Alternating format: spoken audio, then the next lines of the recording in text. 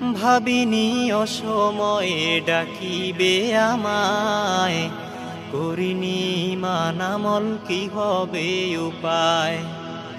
তওবা করার সময়টাও এখন আমার নাই।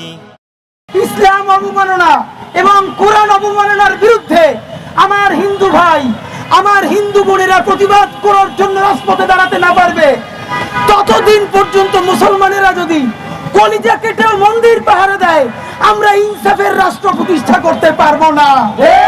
আমি জানি যে আমরা এক সময় সঙ্গীহীন হয়ে যাব, আমাদের সাথে কেউ থাকবে না, আমরা সবাইকে হারাই ফেলবো, কিন্তু এতগুলো মানুষের জীবন চিরতরে অন্ধ পঙ্গু।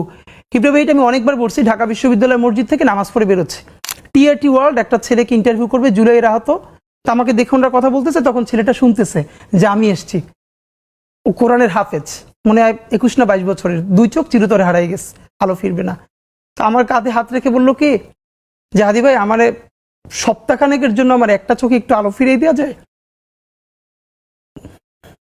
আমি বললাম ভাই 1 সপ্তাহের জন্য কেন?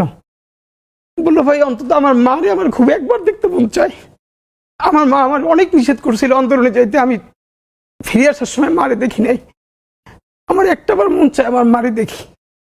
তো যারা হাজার হাজার কোটি টাকা পাচার করে বিদেশ চলে গেছে,